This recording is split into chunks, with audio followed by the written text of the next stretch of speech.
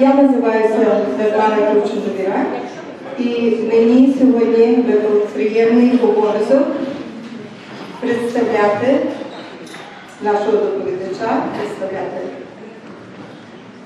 шановного доктора Ксенію Кiebuzinski. Я хочу на початку подякувати Українському культурному центрові і Фундації «Будучність» за спонсорство приміщення. Доповідь була організована науковим товариством імені Шевченка.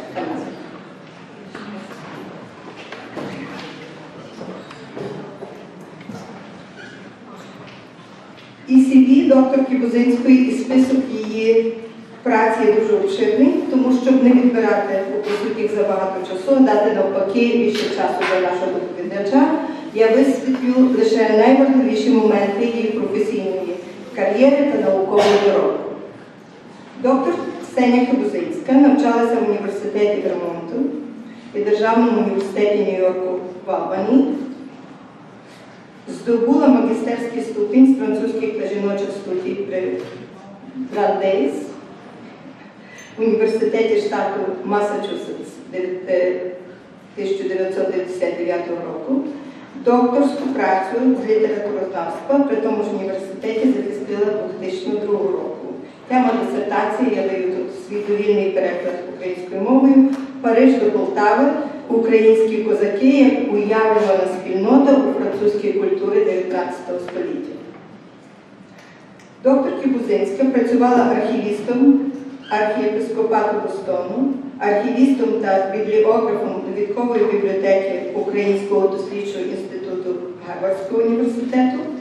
Врешті від 2006 року до тепер вона працює в бібліотеках Торонтонського університету як координатор слов'янських ресурсів та керівник ресурсів Петра Яцика, а також співдиректор програми Петра Яцика українознавчих студій.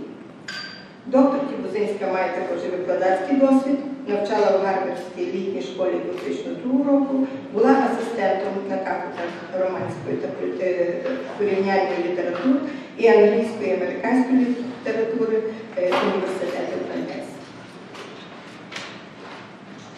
Доктор Kiebuzinski здобула ряд грантів і нагород від різних університетів. Вона є членом кільканадцяти товариств, асоціацій і комітетів, серед них назвуть кілька: Американська асоціація слов'янських, східноєвропейських і європейських студій, Канадська асоціація славістів, Товариство американських архівістів і, очевидно, вона є дійсним членом наукового товариства імені Шевченка в Канаді. Як науковий дослідник, доктор Kiebuzinski є автором кільканадцяти наукових статей, редактором і співредактором 3 книг, опублікувала ряд наукових рецензій і бібліографічних праць, брала участь у багатьох конференціях і виставках. Коло її наукових зацікавлень є дуже широке. Це в першу чергу козацька тематика у французькій культурі, якій присвячена їй вже згадана докторська дисертація і ряд статей, наприклад, переосмислюючи архетип генія, Мазепа у французькій літературі і мистецтві, чи українська Жанна д'Арк, йдеться про переклад французькою мовою повісті Марка Вовчка «Маруся». Особливо цікаві для мене як музиколога були такі позиції її розвиток.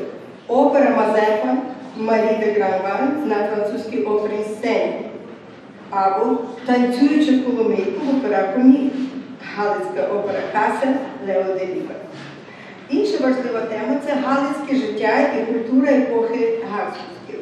Включає серед інших розвитків про творчість Захара Мазуха, про фотографа Коломиї 19 століття, про перемирські родини професіоналістів пізнього 19 століття. Тема сьогоднішньої доповіді доктор Kiebuzinski стосується її найновіших досліджень і пов'язана з книгою, яка вийшла 2016 року, і редактором якої разом з Олександром Мотилем була доктор Kiebuzinski. Книга The Great West Ukrainian Prison Massacre of 1941, a source book, присвячена сторінкам історії далеко ближчої до нас за часом і все ще дуже болючої Я особисто пам'ятаю, як позаминулого року я була у Львові, і коли відвідувала влітку там тюрму музей на Лонську, якраз тоді знайшли ще нові поховання у дворі тюрми, поховання розстріляних в'язнів. І просто на очах у всіх присутніх з глибокою ямою, яку викопали працівники музею, вони виносили на гору рештки тіл убитих і речей, і всіх тих речей, які їм належали. Це була справді моторошна картина, яку не можна забути. Отже, документація масових розстрілів НКВД у 1941 році в Західній Україні. Така є тема сьогоднішньої доповіді.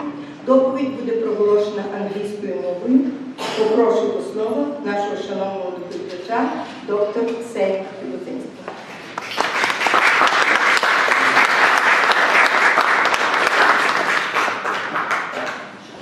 Well, thank you for such a nice welcome and for all of you coming out on this very snowy February evening. When I agreed to speak on the 9th of February, it was probably not a good idea, but you're here, and I'm grateful. And thank you for the Shevchenko Scientific Society for inviting me and organizing this event in such a lovely room, I might add. I've been invited here to speak on a tragic event, one which led to a collaborative project with Alexander Maltin, professor of political science at Rutgers University. First, to document the massacre of thousands of prisoners by the NKVD in the last week of June 1941, and second, to contextualize the Soviet atrocity within the framework of ethnic relations during the Second World War. Neither of these two tasks was easy. What we anticipated as a 1 to 2 year project took 4 years.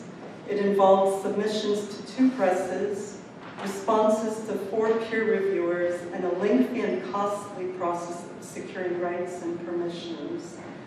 Not to mention that we very nearly shelved the project for good during the Euromaidan, the Russian occupation of Crimea, and the Russian military incursion into the Donbass, seeing that greater tragedies were possible, so why dwell on something in the past?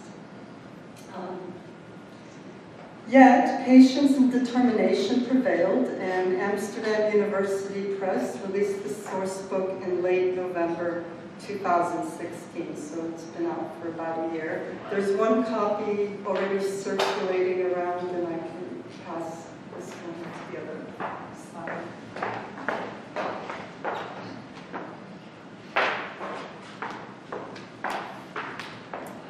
In honesty, I was reluctant to accept this invitation, largely because the horrific accounts, testimonies, and photographs of the tortured and massacred victims occupied my thoughts for such a long time. And while preparing the manuscript, we had to interpret personal stories with objectivity that reduced them into generalizations and statistics. And we had to argue that their lives, even their Ukrainianness, mattered within the context of even other atrocities, the mass deportations of Poles and the greatest genocide of the 20th century, the Holocaust. I, for one, have gained tremendous respect for scholars who engage in the study of genocides and wartime atrocities. For those of you who may not be familiar with my academic background, which you just heard outlined, I largely study and write on 19th century French perception of Ukraine in drama, opera, and translation. Lately, my interests have evolved into Austrian Galician culture and history, particularly photography in the city of Przemyśl, and my family. In my role as a librarian, I also publish articles on book history and provenance. Until this project on the massacre, the only tragic deaths I encountered were in works of fiction for the last gasps, stabbings, suicides, or strangulations in opera. So rather than taking you to the Paris Opera or through the beautiful views of the Carpathian Mountains, maybe some other time. I will speak to you about Soviet mass killings in Western Ukraine in June 1941. I will offer you context on how and why the project came about, and offer you a summary of why the subject is such a difficult one to study in terms of documentation, statistics, and its impact on inter-ethnic relations. In 1882, the French historian and philosopher Ernest Renan stated in his famous Sorbonne lecture, "What is a Nation?" that, quote, periods of mourning are worth more to national memory than triumphs, because they impose duties and require a common effort, end quote. It is thus my duty this evening to suffer together with you the Great West Ukrainian Prison Massacre. So the how and why. How and why did we, Alexander Malto, well, he's a political scientist, but myself, choose to tackle the subject of the massacre? So to explain, I'm going to take you on a long personal digression before discussing the specifics of its death toll, impact, and inter-ethnic dimensions. First, though, I would like to know how many of you in this room have lost a parent, grandparent, or other relative in the prison massacres of 1941. So a number of you. So I think there'll be a number of you who might understand my personal connection and why I undertook this project. Yes? It's hard. My hearing's not the best today, but could you move the microphone up a little towards you? It'll be clear. Thank you. Sorry to bother you. Thank you for pointing that out. Is this better? Much better. Good. I can hear myself. I digress. I work with microphones all the time. Thank you. The year 2012 was one of discovery. I met for the first time members of my father's paternal side of the family, the descendants of the Kiebuzinskis. There's a short name and a long name. We're all the same. This research began in earnest in 2010 and 11, following much debate and division within Ukrainian studies about the degree of participation of Ukrainian nationalists and the sharing of blame with the Germans in war crimes and ethnic cleansing. I read and listened to these acrimonious disputes, yet as a non-participant in the argument, I did ask myself a question. Was my family complicit? I knew very little about how either side of my family lived during the Second World War, yet chose to focus research on my paternal side because of several photographs. One shows my grandmother, one in the nice hat, standing between Nazi SS men Otto Bauer, deputy governor of Galicia, and Cornelius, or Kornel, von Hovera-Drogomeretsky, land commissar of Bibirka district. He would eventually become the Minister of Sports for West Germany. This is during the Feast of the Epiphany in Bibirka in 1942. Bibirka is just a bit east of Lviv. My grandfather is presumably standing behind Drogomeretsky. He had just arrived to Bibirka that month to serve as a notary and assistant director of the Rural District Delegation of the Ukrainian Central Committee's Aid Branch. He held that position for 18 months, during which the Germans deported half the town's Jewish population, created a ghetto for the rest, which was liquidated in April 1943, and its 1,300 Jews killed in a nearby village. So far, I have not discovered uncomfortable truths about my grandfather from this period, but the documentation is scarce. Given his role as a notary, I may still dig up something compromising. We'll see where that research goes. The next two photographs are a portrait of my great-grandfather in military uniform and a group portrait of his 6 well-dressed sons. The 2 sisters are almost never in any of the family photographs.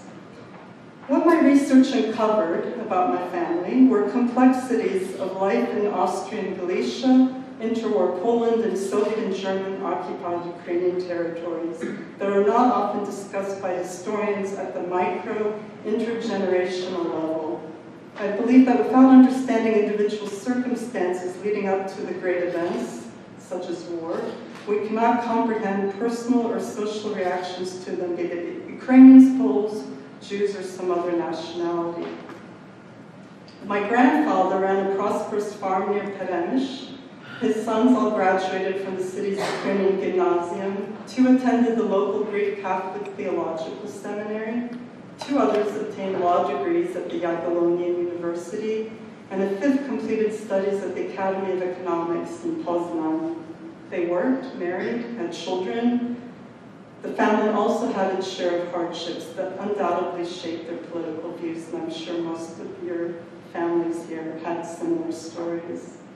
With the outbreak of war, Austro-Hungarian authorities arrested my great-grandfather, Osip, in August 1914 for being a Russian sympathizer and interned him at the Talatov concentration camp. His oldest son, Stefan, served in the Austrian army during World War I. The experience included a stint in 1915 as a prisoner of war with the Russians. He died a broken man at age 38 in a Lviv psychiatric hospital, the privations of war and discouraging present-day circumstances hastening into an early grave in 1934. The next oldest son, Vasil, attended the Ukrainian seminary in Peremysh, but gave up his plans for the priesthood when Bishop Kotselovsky introduced celibacy to the Peremysh eparchy in 1924. Instead, he worked on the family farm and inherited it after his father's death in 1938, only to lose everything in 1945 when he and his 2 sisters voluntarily relocated to Soviet Ukraine after the Polish government confiscated the family property.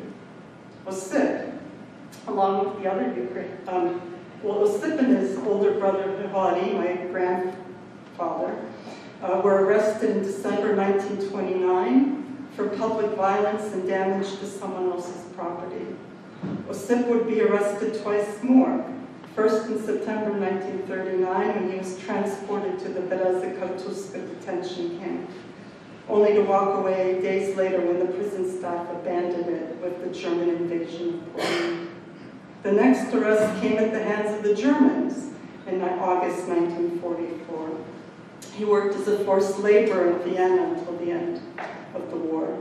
Only Volodymyr, the youngest, seems to have survived his youth and early adult years relatively unscathed. However, the most tragic of all the children's fate was that of Ivan, the 3rd son, who in lieu of his older brother joined the priesthood in 1930. His clerical career was short. In June 1941, Soviet NKVD agents arrested 36-year-old Father Ivan together with many Western Ukrainians. Wearing just his shirt, bound hand and foot, the NKVD carted him away in a truck to a prison in Dobromir. There, the agents sadistically tortured him for 2 days and then executed him. They dumped his body along with the other victims into one of 2 shallow pits dug in the town's prison yard. The rest of the area's victims they threw down the shafts of the nearby salt mine. By chance, about the same time as I was embarking on my personal quest in 2012, Professor Maltin was visiting his mother's hometown of Peremysh following her death and that of his aunt. He wrote a blog about the town, Peremysh, and the destruction that occurs when the political, cultural, and religious vibrancy of the ethnic communities of such places are erased. In it, he writes how Peremysh has been erased several times over. The pre-war Jews and their memories are gone. The pre-war Poles and their memories are gone. The pre-war Ukrainians and their memories are gone. And now the post-war Ukrainians with their Sovietized memories are also gone. The town's cemetery is about the only thing that is alive and well. He then names some of the town's citizens worth remembering, including his uncle, Bogdan Halfko. He'd spent 5 years in Polish prisons in the 1930s, underwent extensive beatings and torture, and was arrested by the Soviets on June 22nd, 1941, and then killed during the Night of Long Knives on June 30th, along with thousands of other Western Ukrainian political prisoners. The locals found him at the bottom of a pit, his hands tied behind his back with his underpants and his tongue torn out. His blog struck a personal chord with me, so I reached out. And I wanted to thank him, not only for that particular blog, but everything that he had done for years, trying to spin Ukrainian politics in kind of an optimistic tone. Writing a weekly blog. So I thanked him and I wrote, "I'm particularly moved by your most recent post. I was in Ukraine in May for 3 weeks and traveled to the shabby and gray towns associated with my family. I mostly visited cemeteries. I went to Bibrka to search for my paternal grandfather's grave. He served as a notary there under the Germans and died in 1943 of a ruptured appendix. Then I visited Turka, where is buried his brother, the one who was forcibly resettled from Perench. Finally, I traveled to Dobromir, where the NKVD murdered Ivan." So the shambles of these once vibrant places are striking, I wrote. "I've been working for some time on researching and remembering forgotten family members to recall the erased history of Ukrainians from Perench.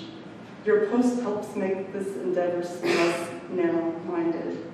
And by the way, have you found any documentation on Bogdan Halkov's arrest? Because I can't seem to find anything about my great-uncle, Ivan.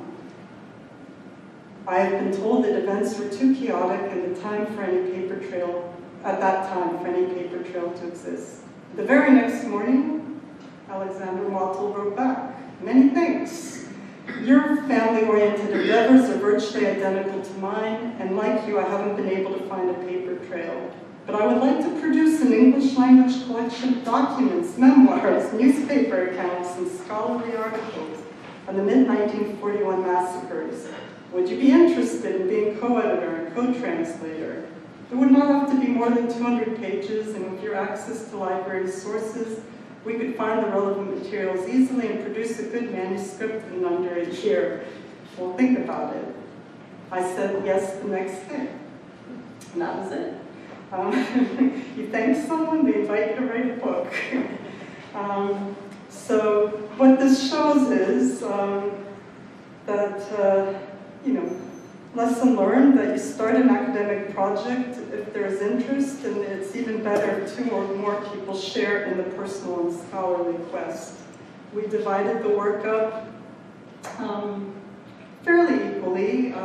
I went through Robart's library stacks in the DS, DK ranges, the PGs, so that's literature, history, and I just combed, I went book by book through the shelves, looking for documents and testimonies. And I also reached out to my network of archivist historian friends across Europe to help find information. So what we have hoped with the source book is to fill a lacuna in the literature on Soviet mass killings in Ukraine. We were both motivated in part because we lost relatives who the NKVD murdered. We can say that their deaths have not endowed us with any vision or perspicacity, but they do endow the project with a clear moral dimension. The point of remembering Soviet atrocities, like the point of remembering all atrocities committed by criminal regimes, is not to dwell on the past, but to honor the dead and to hope that a better understanding of the mechanisms of mass murder will reduce the likelihood of its future occurrence. So why is the massacre covered so marginally in the Western scholarly literature on the Second World War and on Stalin's policies in general and toward Ukraine in particular? Although 10,000 to 40,000 deaths may seem a relatively small number when compared to the millions exterminated by Stalin and Hitler, they are an important part of the story of World War II. Historians tend to focus on the Holocaust, the Katyn massacres, Hitler's starvation of Soviet prisoners of war, and the loss of millions of civilians and soldiers' lives. Many experts ignore the massacre in their writings about the war. Many fail to appreciate just how deeply such an atrocity affected popular attitudes. Some misunderstand what actually happened, or reduce the massacre to a minor footnote in the study of the Holocaust. We suspect that a large part of the reason that scholars have difficulty incorporating the massacre into their narratives is that doing so seems to detract attention from or call equivalence with the Holocaust. Nothing could be further from the truth. The Holocaust stands as the greatest genocide of the 20th century, regardless of whether or not one acknowledges the horror of the massacre. So this is some of the scholarly literature that we included in the volume, and you'll see that how much of it was published within the last, well, we were working on this in 2012, 13, 14, so how much of it was fairly recent, and most of it generated by Polish historians. So even in the contemporaneous coverage of the massacre in 1941, a newspaper reports that trickled out and ran sporadically until that September. The press downplayed the number of victims and deemed the identity of the perpetrators suspect. The Polish government in exile and the British Ministry of Foreign Affairs sent telegrams requesting clarification about what had happened at the end of June 1941.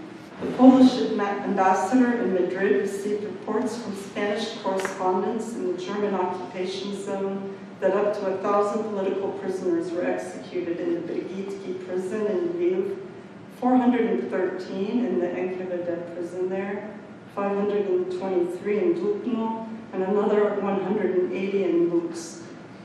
On July 8th, Ambassador Szymakowski reported these numbers to the Ministry of Foreign Affairs of the Polish government in exile in London. This telegram and other rumors spurred Richard Stafford Cripps, the British ambassador to the Soviet Union, to make an inquiry on behalf of Poland and England. He asked Vyacheslav Molotov, the Minister of Foreign Affairs of the Soviet Union, to confirm whether a very large number of Polish prisoners were murdered by the Russians. He followed up his query with the statement, "You will know I now realize what great damage such rumors may do to the feelings between the Poles and your own people, and I should like to have the practical means of getting these rumors contradicted both in Poland and London. You may well think of some practical and conclusive way of substantiating a denial so as to destroy at once the evil effect of this vicious propaganda." Molotov obliged. He informed Cripps that amongst the prisoners left in Brigitki prison when the Soviet forces withdrew from Lviv, there were not more than 150 Poles. Evacuation of these prisoners in the existing conditions would have endangered their lives. A special investigation by competent Soviet authorities has been established that they were not ill-treated in any way. Molotov further suggested that the Germans themselves might have butchered prisoners and accused Soviet authorities to cover their traces. He asked Cripps to do everything possible to show up this malicious German fascist propaganda. Cripps, in a telegram to the British Foreign Office dated July 14, 2 days after Britain and the USSR signed an agreement for joint action in the war against Nazi Germany, wrote that there is no possibility of independent investigation into this matter. He explained to his superior, "You will no doubt consider it desirable on political grounds to give Molotov's denial and counter-accusation full publicity."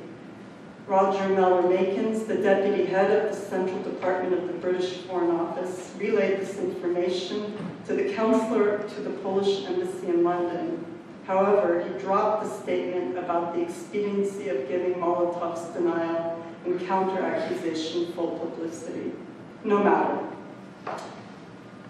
The press of the British Commonwealth helped spread the claims of the Soviets. On July 28th, London's Daily Mirror ran an article about the prison massacre under the headline, "Cripps says it's a Hun lie."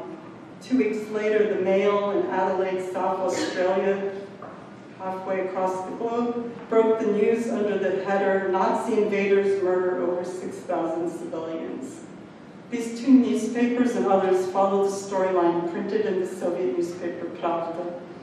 The shifting of blame for the execution of the prisoners and the promotion of this narrative in diplomatic circles and in the Allied press led the Polish government in exile begrudgingly to downplay the massacre in favor of signing the Sikorski-Mace Pact with the Soviet Union on 30th July 1941.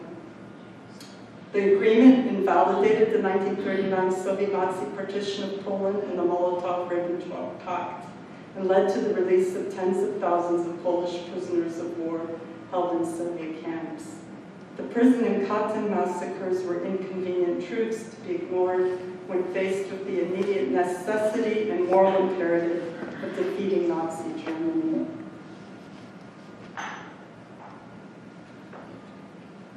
And the next slide just shows the confusion of reporters who, even the ones who are trying to report objectively, had no idea what to call the victims.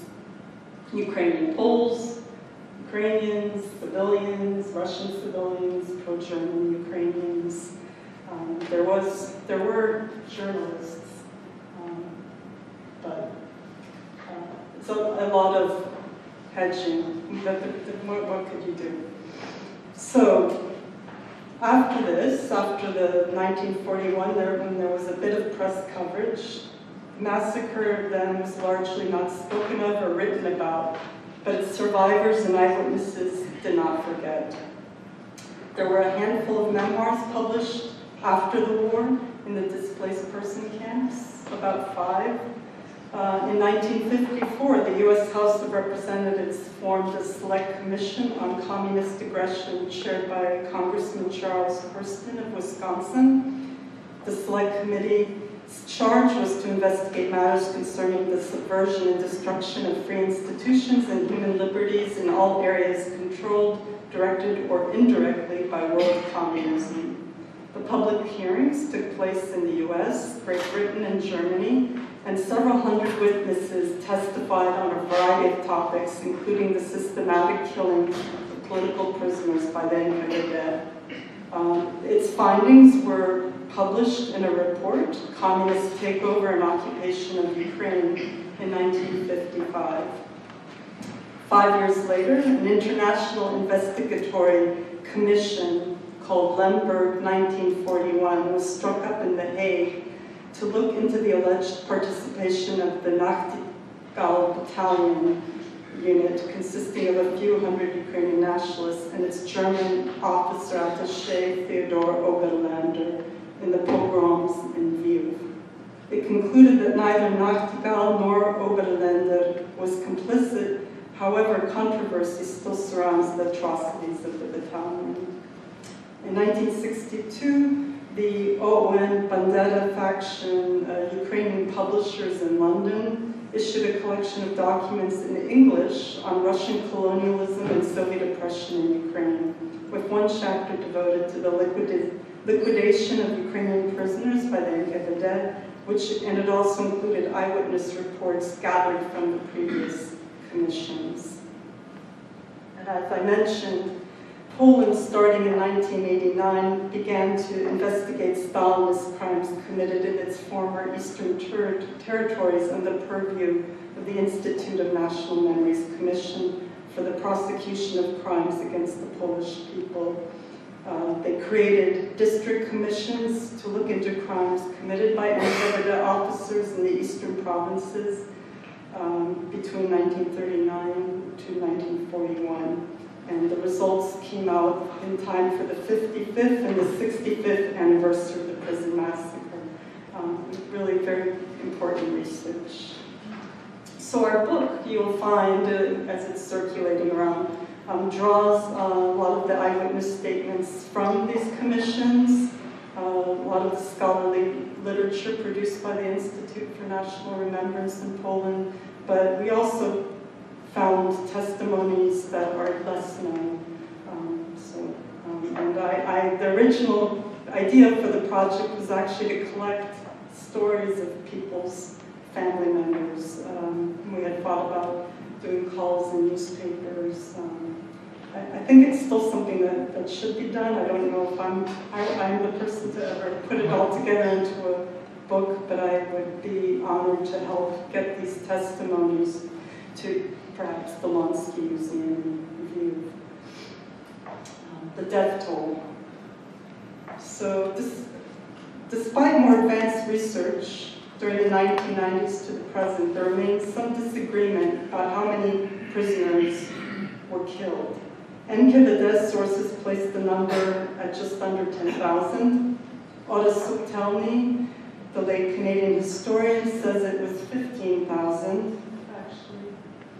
And one Polish historian, Krzysztof Popinski, places it between 20,000 and 24,000, and two other Polish scholars put it between 20,000 and 30,000. The NKVD number. It has the advantage of being derived from actual secret police documents, but its extreme precision, the number 9,817, at a time of chaos and mass flight before the advancing Wehrmacht, warrants suspicion. Could the NKVD really have noted every single prisoner it executed, especially if it did so under the pressure of the advancing German army or while torturing prisoners? We know, for example, that the NKVD number excludes the prisoners killed in Dobromyn and the slaughter in the neighboring Salima salt mine, as well as the scores of sporadic killings in smaller towns and villages such as Bibrika, Turka, and Zhovka. Could the NKVD really keep track of all the people who its officers killed while they tried to flee? Is it plausible to think it kept tabs on all those who died while being transported or during forced marches? As one NKVD official in Lviv noted on June 24th, since the start of the war, many arrestees have been entering prison number 1 without the suitable paperwork. Another official described the extreme confusion that characterized the killings in Berezhany. Musil points out that Soviet data exists for only 28 of 58 prisons and that there are no statistics at all for the local holding pens. This shows you the extent of the prisoner massacres. Several witnesses, including one in Brigitke, testified that during a brief retreat by the NKVD on the night from June 23rd to the 24th, some prisoners managed to get out of their cells and destroy all the record cards in the prison office. So this suggests that the historian estimates may not be as exact, but may better capture the full magnitude of the killings. And these historians compared the NKVD documentation with witness estimates and statements. For example, one male prisoner remembered that at the start of the executions in Brigitke, there were 60 to 70 prisoners in each of the 8 cells in just one corridor in which he was jailed. So that amounts to 480 to 560 in just one hall.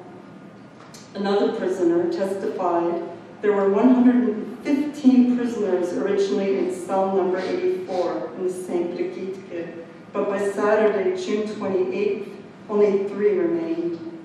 And if any of you have visited these prisons and seen the cells, they were made for about maybe 6 to 10 individuals. In 1997, a Polish historian analyzed documents on the prisons and calculated that each one was 200 to 500% over capacity by June 10th, 1941. So these specific and general numbers offer us a better sense of how many prisoners could have been killed. So whether the number was 10,000, 20,000, 30,000, some estimates go as high as 40,000. There's a general agreement that 2/3 of the victims were Ukrainians, 1/5 were Poles.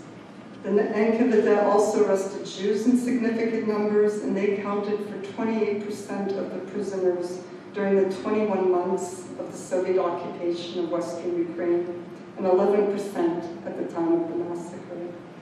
Among the dead were also Czechs, Germans, Belarusians, and Russians.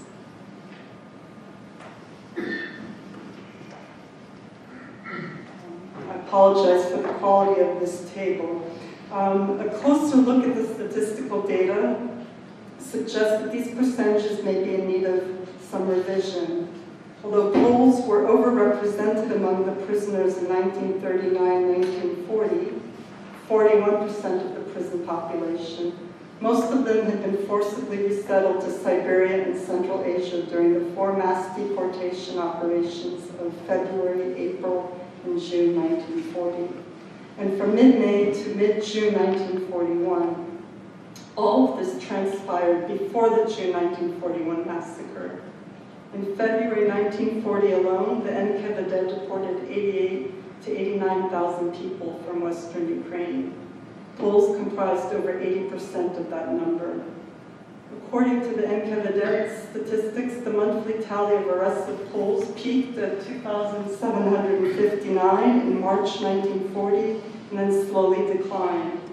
Monthly arrested Ukrainians rose and reached their highest peak, 2,094 in September 1940, and then fell off, while remaining 4 times higher than the total number of arrests of Poles from October 1940 to 1941.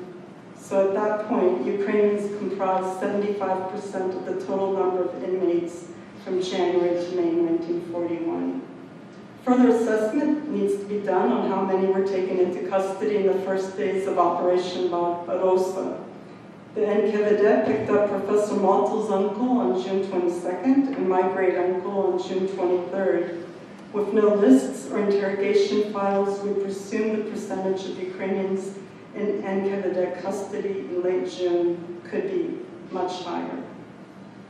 So just to kind of give you the idea of the magnitude of the deaths on a day-to-day scale. So even if we take the low estimates of 10,000 or 20,000 or 30,000, we're talking about 7,000 or 14,000 or 21,000 dead Ukrainians in just 8 days, or respectively 875, 1,750, or 2,625 victims per day.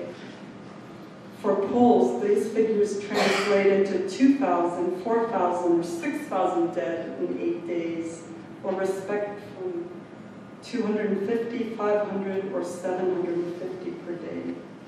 So if we consider that the total number of Ukrainians in Western Ukraine, about 5 million, was about 3 times that of Poles, about 1.5 million, then the relative size of the population loss was as great for Poles as for Ukrainians. It is a shared tragedy. So the impact.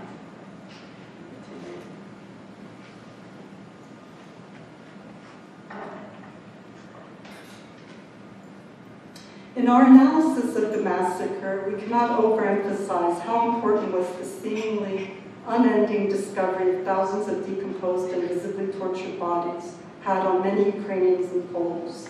Ukrainians in Poland had been used to everyday humiliations and discriminatory practices by the Polish authorities, and they had heard much about the famine of 1932 and 33 and the Great Terror in Soviet Ukraine, but heaps of mangled, decomposing bodies, among which were their immediate relatives, many of whom lacked eyes, tongues, breasts, or genitalia, was something new.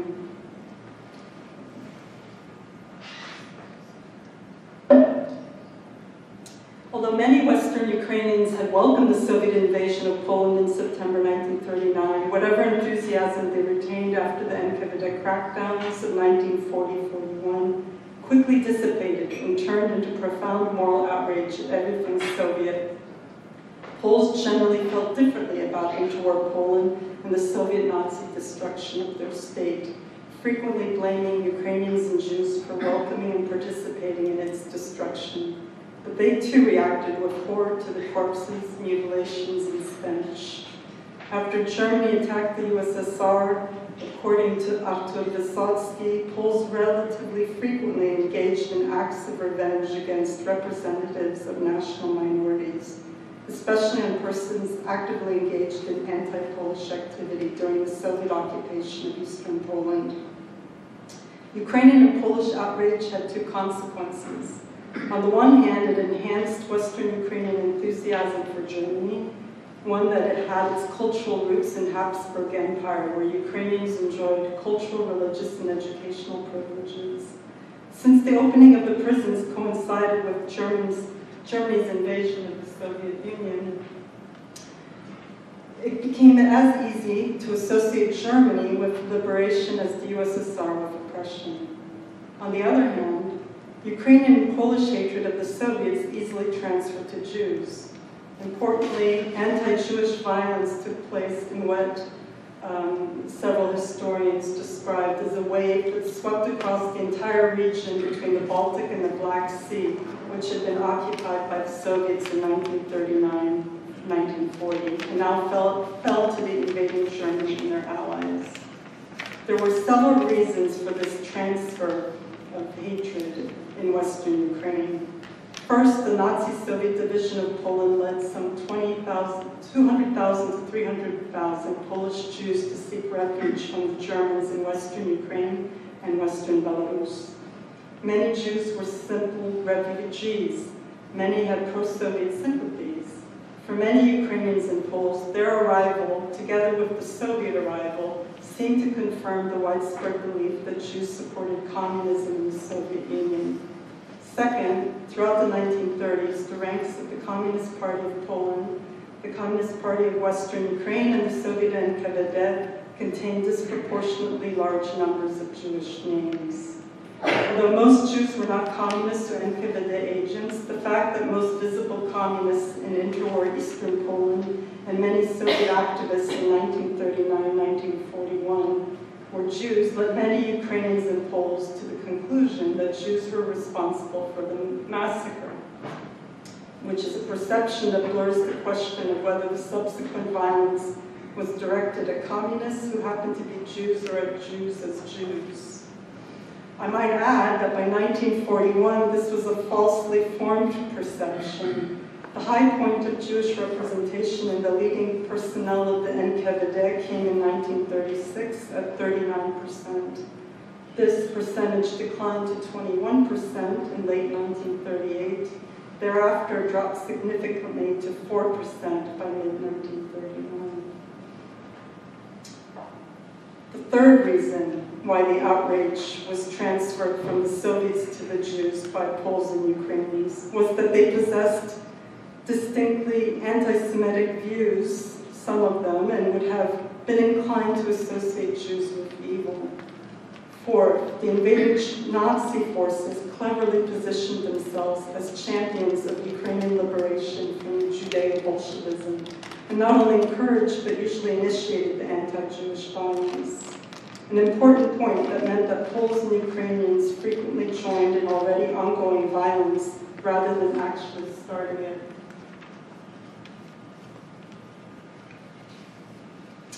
I skipped past this quote for the first one for time's sake. As Reinhard Heydrich, the chief of the security police and the security service, or SD, stated on June 29, 1941, no obstacles to be placed in the way of the self-cleansing efforts of anti-communist and anti-Jewish circles in the soon-to-be occupied territories. On the contrary, these are to be aroused without a trace, intensified when necessary, and directed in the right channels so that these local self-defense units will not be able to refer to orders or stated political assurances. One Jewish eyewitness, Edmund Kessler, who is highly critical of Ukrainians, goes so far as to say that the Germans were the conductors of the pogroms. They decided when to begin it, when to end it, and how long the victims should be tormented. The fifth reason, suspicion of and hostility to Jews had been reinforced by the fact that for much of the period of Poland's independence, the Ukrainian, Polish, and Jewish communities lived side by side without much interaction and with little mutual understanding of or sympathy for one another's views. Sixth, nationally based suspicions were reinforced or possibly even rooted in religious and class differences. The resulting overlapping cleavages made ethnic conflict between and almost all three communities a permanent possibility. Seventh, to borrow a concept from John Armstrong and Anthony Smith, the three communities had incompatible mythometers that, if ignited, could result in conflict. Finally, all these combustible factors were at play at a time of war, violence, brutality, fear, and chaos, conditions that were neither conducive to dispassionate fact-collecting and rational thought by people living in them, nor familiar to comfortably situated academics attempting to develop simple schemes of human behavior under extreme stress. So in sum, the ethnic violence that followed the massacre was a product of a variety of factors embedded in ethnic relations between and among Poles, Ukrainians, and Jews, and not the simple effect of a single cause.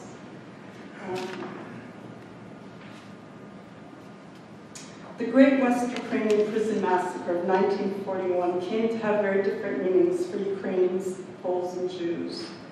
The massacre fit into their victimization narratives and strategic logics differently, thereby affecting their subsequent behavior and memories differently. Victimization narratives were affected by the fact that Poles and Ukrainians knew and understand each other, and Jews as little as Jews knew and understood Ukrainians and Poles. As Szymon Redlich rightly states, the three communities lived together and apart in interwar Poland. In an ethnically segmented environment such as this, it was easy for all three sides to view one another through the lens of their own fears, hopes, expectations, and interests. As the selections in the book make clear, the awfulness of the massacre and instead focus on the violence Jews experienced in its aftermath. The Jewish accounts of the first days of the German occupation downplay the awfulness of the massacre and focus on the violence Jews experienced in its aftermath. Invariably, the violence is seen as a precursor, and within the context of the Holocaust, a discursive move that reduces the massacre to a footnote of the Shoah. Ukrainian eyewitness accounts emphasize the uniquely Ukrainian dimension of the massacre and downplay the anti-Jewish violence. Polish accounts downplay both the Ukrainian dimension of the massacre and the pogroms and emphasize their own traumatic experiences of sudden arrest, conscription, and forced deportation. This is not a conspiracy of morally obtuse communities. After all, if victims of one atrocity feel terribly victimized, they are not necessarily denying the terribleness of atrocities in which they were not victimized, but a fairly typical example of how individual communities naturally remember their own tragedies more than those of their neighbors. It is precisely because Poles, Ukrainians, and Jews viewed the massacre through the lens of their own victimhood that the tragedy came to assume very different roles in the strategic logics of all three groups, national interests vis-a-vis the USSR and Germany. Thus, despite the shared experience by Ukrainians and Poles, which were repressions, deportations, arrests, killings, and the eventual massacre, these mutual sufferings did not unite them against the Soviets, and certainly not against the Germans. Though the Soviet Union and Nazi Germany had destroyed the Polish state in 1939, Operation Barbarossa immediately transformed the Soviets into a strategic ally of Poland in its struggle against Nazi imperialism and for a restoration of its pre-1939 state borders. All the more so as the USSR became an ally of Western democracies. In time, the Soviets even permitted a Polish army under General Władysław Anders to be established on Soviet territory. For nationally conscious Western Ukrainians who aspired to an independent Ukrainian state, Germany was the obvious ally that promised liberation from enslavement by the Stalinist regime. The Western democracies had been hostile to Ukrainian aspirations in the interwar period, and as these aspirations were premised on a revision of Polish and Czechoslovak boundaries, something that only Germany and its allies welcomed. The democracies remained equally hostile to Ukrainian nationalism during the war, as many Ukrainians viewed the West Soviet ally as a greater threat to them than Germany. The national interest of Jews as a group was virtually identical to that of Poles as a group and directly antithetical to that of the Ukrainians as a group. For Jews, there could be no question that Nazi Germany was hostile to their national aspirations and their very existence. The Soviets were the main strategic ally of Jews and Poles, just as Soviets were the main strategic enemy of Ukrainians. It is tragic but not unsurprising that Poles and Jews on the one hand and Western Ukrainians on the other failed to find common cause during World War II. For starters, their strategic interests were contradictory. Moreover, trust, which is indispensable to any collective action, was almost non-existent. The frequently incompatible memories Poles, Jews, and Ukrainians had of the interwar years were too deeply ingrained and enmities too deeply entrenched to allow for mutual understanding and coordinated opposition to the occupation regimes. Finally, with the intellectual elites and moral authorities of all three nations for the most part deported or executed, there were few moderate leaders able and willing to form a jointly led campaign against their oppressors. So my hope is, along with Alexander Malta's, that the publication of these historical documents and previous scholarship on this tragic event, along with our analytical introduction, will help foster research into the causes and consequences of the massacre and dissuade scholars from ignoring, minimizing, or instrumentalizing it. There's much more research to be done, more lives to be documented, and also research on the perpetrators, there's some we know what they did after the war, many we don't. Professor Lynn Viola has done at the University of Toronto incredible work on identifying the perpetrators during the Holodomor. And from what she told me, some of them went from there to Western Ukraine. So, and many of them lived into the 1970s, 80s. So there's still much work to be done. I hope that others will take on this task. So I do thank you for listening to such a sober talk. And thank you.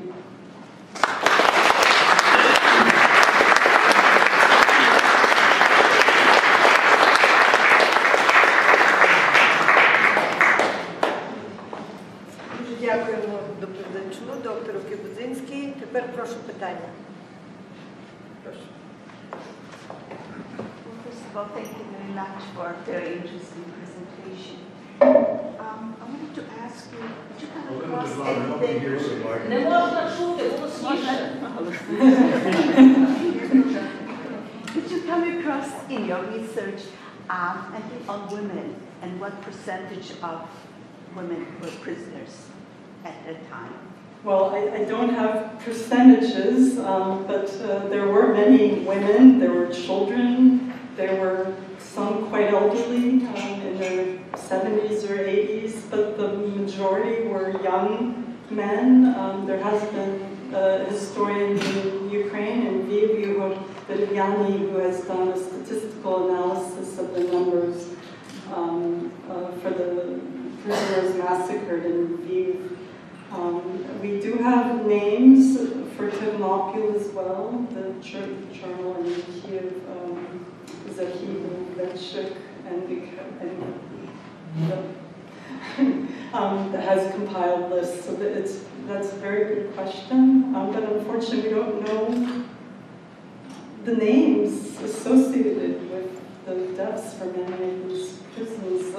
It's kind of, I would imagine it was word of mouth that somebody lost someone, but people weren't compiling lists. So those of us who can still remember, we need to share this information.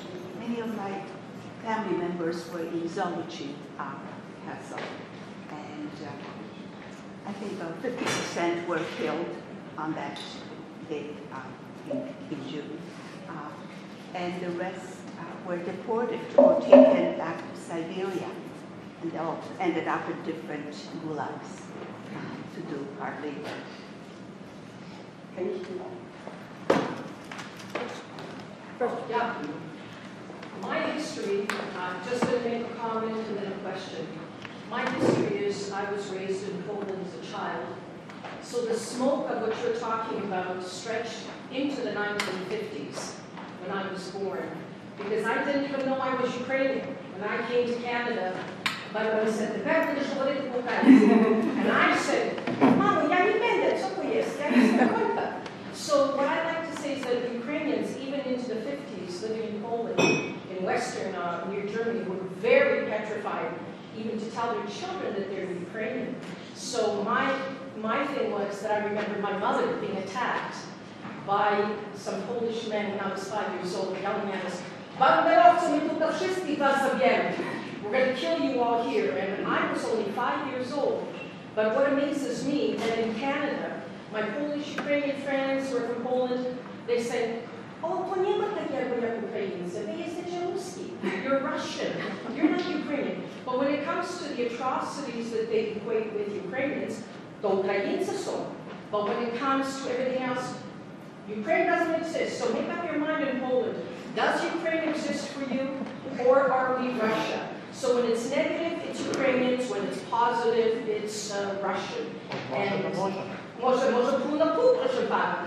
But anyways, so that's my experience, and it still went on into the 50s and 60s. And the other thing is, how complicit were the politicians in all these countries by not having control over the police force? Because I see that in North America, the politicians are so petrified of the police that they're not keeping them in check here. And a lot of my friends say, oh, Melanie, but having experienced criminal activity by the police here in this country, and in Toronto, nobody holding them accountable because they have such protection. How long do you think it would take if there was some tragedy in this country for the police in this country, the RCMP, the police force, the army, to do this? Or are we all living in fa-la-la land here in this country? I know that's a lot that I've said, so pick which one you want to answer. Well, I will maybe respond to your first comments. I took my first trip to Ukraine and Poland in 1975 or 6 with my father and grandmother, the woman in the hat. And I was a rebellious youngster. I always wanted to speak English at home. Here I am speaking English in front of you all, even though I can perfectly well speak Ukrainian. But that's just because of the nature of this topic. It's too difficult for me. But when we crossed into Poland, and we were in Przemyśl and Krakow, and especially Warsaw, I was told, don't speak a word of Ukrainian. So it lasted, and I was in Przemyśl again. Well, I've been there a couple of times since. I was in 2014. I went by myself. I don't speak Polish. I tried English. I tried French, thinking back on the historical ties between France and Poland. That got me nowhere. So Ukrainian was the only. It was okay, but the things have very much changed and gotten worse.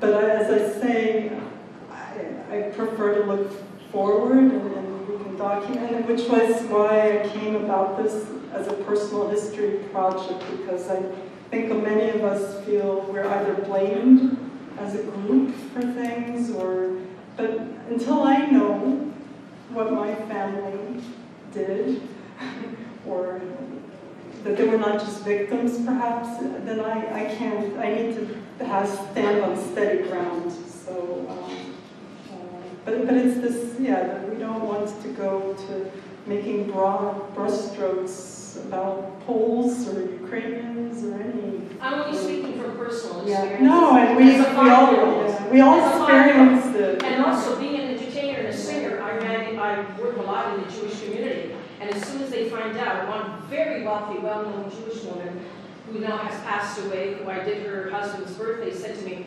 oh, you're Ukrainian, are you? But do you know what the Ukrainians did to our people? And I said, I'm sorry, I I was born in 1954, I did nothing to your people. But after that, I didn't get hired.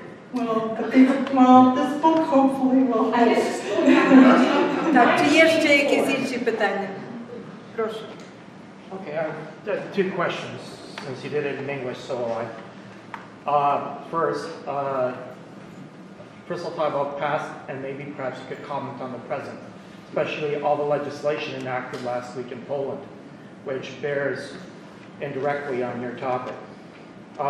But first, I want to talk about 30th of June, 41, because we talk about the Germanophile tendency of the Ukrainians, yet that was a tremendous courageous act by the nationally conscious Ukrainian leadership to distance themselves or declare independence at least, and it caused drastic consequences because then Roland and Noctegal were disbanded, and shortly thereafter in 42 the Ukrainian Insurgent Army formed as a result. So there are a number of dominoes that were causative from this massacre in itself. So perhaps you could comment on that one. And number two is the current Polish government's reaction on both the nationally conscious Ukrainians, the Ukrainian ideology and their banishment of it, the Polish criminalization of declaring any Pole that participated in these horrendous acts of retaliation against the Jewish population. It's now criminally illegal in Poland to even declare that as of last week. So perhaps you could comment on both for me, because I find that very interesting. Well, just so to remind everyone that I'm a philologist, I study Quran. So my partner in the project is the political scientist theorist. I approached it more from the human dimension of wanting to understand lives and what made people, the impact and how they reacted. But I can offer an opinion about the legislation. It's horrendous. Yeah, it's horrendous. And actually, I had the one slide where I had the newspaper articles that were identifying the victims by various names, and I think there was Polish Ukrainians or something, or Ukrainian, I think Polish Ukrainian. I'm thinking that they may decide that there's no such thing as a Polish Ukrainian, or it's starting, using an adjectival term to describe the place where there was a camp. But I think one can hope for elections, and one can hope. I believe that the majority of Poles do not share these ideas, but a lot of damage will be done. A lot of damage will be done to the Institute for National Remembrance. What kinds of projects will the funding now go to support? I already am a librarian, so I can give you kind of anecdotal evidence. So as soon as Russia occupied Crimea and a couple of months later invaded eastern Ukraine, the nature of book publishing changed right along with it. So I see it immediately, and I'm seeing it with Poland. I just had a shipment of books from Poland that I reviewed yesterday, and I've put aside a couple of books. I just shake my head at one stating that why do we don't need Ukraine to secure our border on the east. That's a myth, and it's a thick tome, about 2 inches thick. It's got a long bibliography, but when you go and look at the bibliography, all the sources are in Polish. How can you talk about Polish-Ukrainian relations if you don't read Ukrainian? Any Ukrainian scholar who tried to publish a book on Polish-Ukrainian relations without citing Polish sources would be dismissed. And lots of citations to websites. It's ugly, but hopefully there can be an election in this party, or pressure from the rest of Europe. But so far that doesn't seem to be working. So scholars need to still, I think they will still do their work. I don't think they'll feel threatened about jail. Those are very good scholars, will continue to do good research, and will continue to be moral arbiters of their country. I don't think everything is lost. Yeah, I mean, and what you mentioned about the act of Declaration of Independence on the 30th of June. I mean, there was a whole chain of events. But, you know, we need to look back not only just to 1939, but go further back and forward. And it was what struck me when I was putting together the section on the memoirs. I went where the DS section is, where Jewish history is classed, Library of Congress, and I would go. I was determined to find as many Jewish memoirs as I could that might mention the massacre and not just the pogroms. And it was really difficult. They just begin their memoir with July 1941.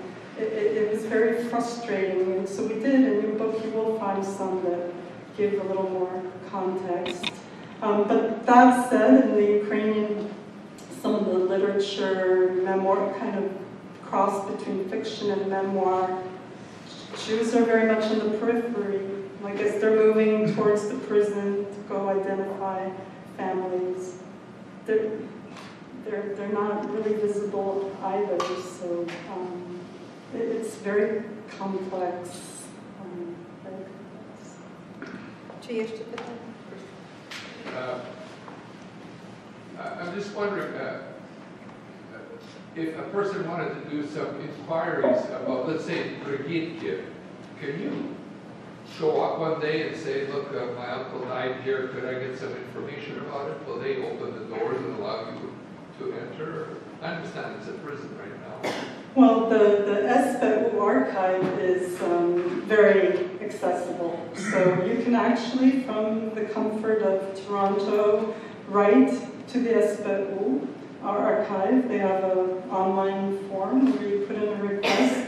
They immediately, they will not just bury it. They actually will, you will get a receipt that they received your inquiry, and they will give you an approximate amount of time of whether they can find a file on your relative, and go from there. I did inquire about my great uncle, but nothing. I mean, he was picked up off the, I'm assuming off the street or out of his bed. So they may not have even had time to fill out a registration card or an interrogation record, or it was destroyed. But you can't, the Lonsky Museum you can visit, and they collect material about all the prison atrocities. They are also will respond by email. You can visit, you can get a tour. They have an archive. They're digitizing materials. If I may just follow up, I noticed you didn't say anything about Lonsky in your presentation. Is there any problem with their statistics? Because there were some academics that were questioning their statistics. Yeah. If I may just add another comment. An interesting thing to see, if anybody's interested, is Yad Vashem has some video from this time period. You can see it on YouTube about some of the prison, well, in particular, Brigitke and them pulling out corpses and Brigitke on fire and so on. It's worthwhile taking a look at it. Yeah, there have been actually some debate amongst some historians about the bodies that are being now dug up, whether they are in fact the victims of the prison massacre or the Jews who were ordered to stack the bodies and who were then killed afterwards. So you're dealing with forensic evidence that's quite old, so skeletons and trying to identify to what national group does this victim belong is complicated. So probably the best figures are kind of some of the records did survive, so they were evacuated to Kiev, and I think the documentation of survivors and eyewitnesses who went to the prisons to identify bodies.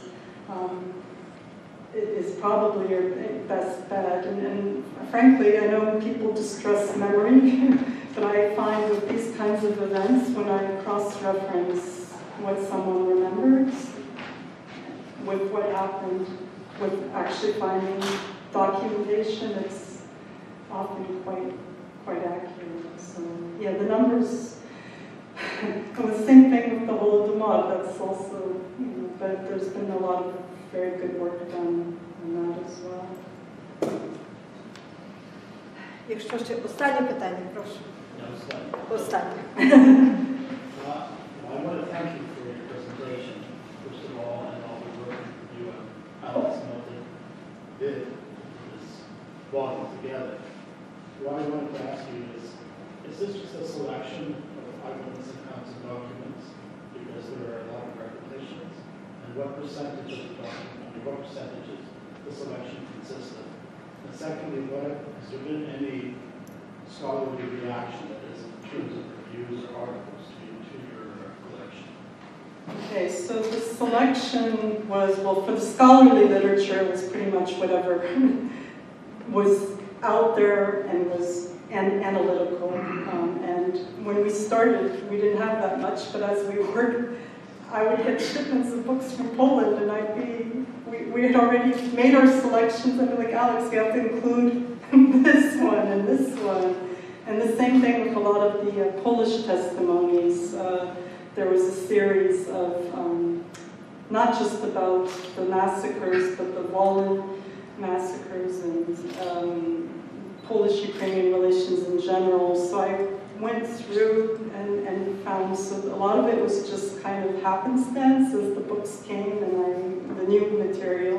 Some of it is republished from the Kirsten Commission, from the Hague, from when the Stashinsky trial and all those testimonies were being gathered. So we wanted to make sure we had something, even if it was small, for most of the towns where so Lviv presented a lot more choice, so we were selective, and we did try to give balance to Ukrainian, Polish, and Jewish voices. I don't think it's a third, but it's maybe 40% or 50% Ukrainian, and the rest between Polish and Jewish testimonies. In terms of any kind of reviews, I was interviewed by a Dutch newspaper because it's Amsterdam University Press. That was for a newspaper. I know Oliver Schmontel did one of those YouTube videos. We did have a book review in another Dutch journal comparing our book to Rosolinsky's book, and which one is better? And Taras Kuzio has a forthcoming review in Eurasia Studies. There is also a French historian who wrote something.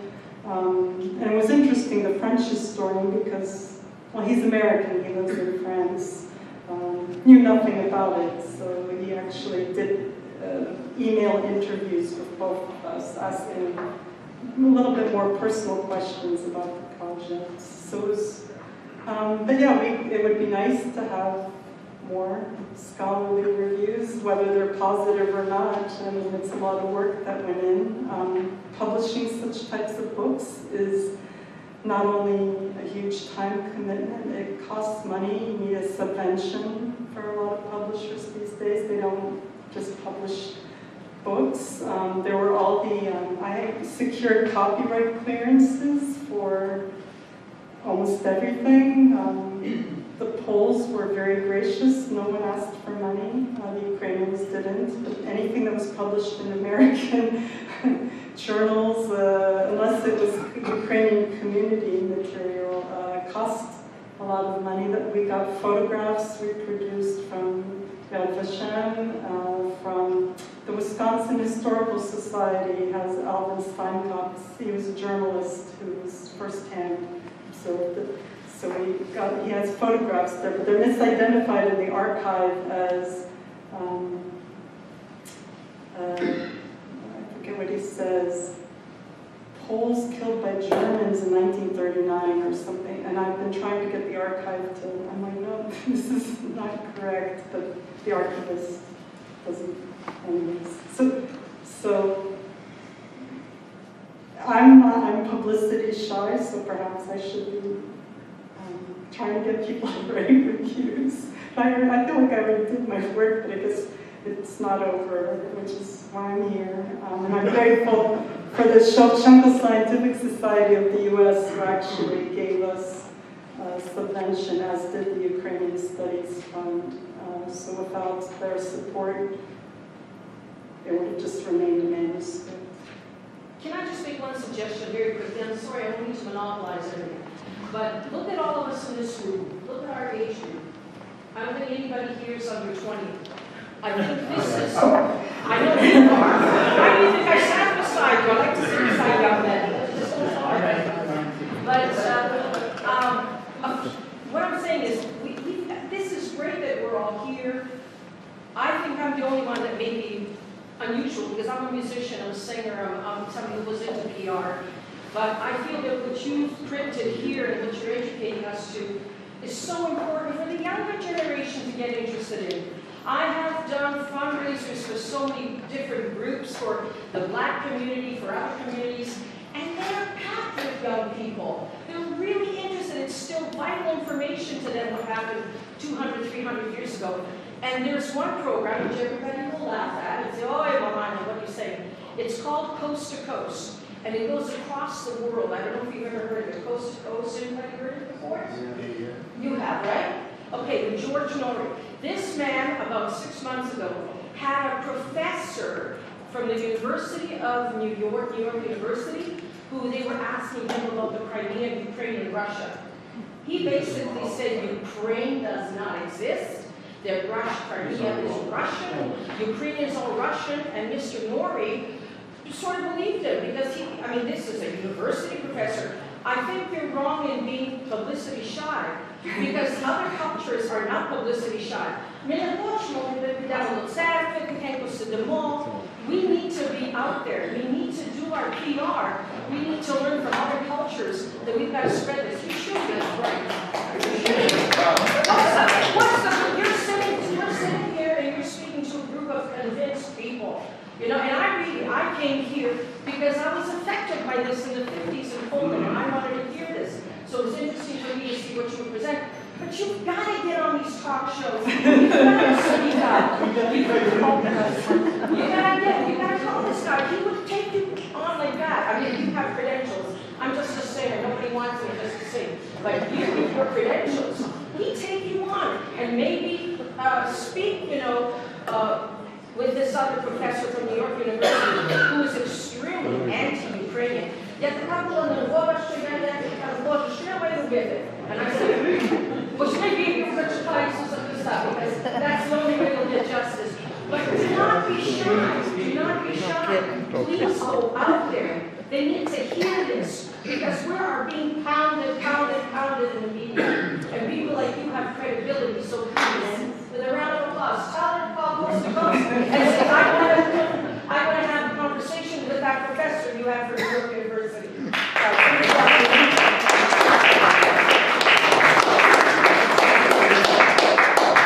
It's all up to you, Ksenia. Ще раз подякуємо нашому доповідачеві і хочу ще раз подякувати всій громаді за всі питання, за всі сугестії, які, можливо, якось вдасться втілити в життя в майбутньому.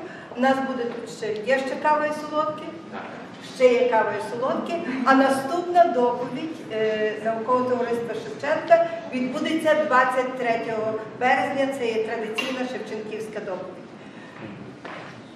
Дякуємо ще раз доповідачу.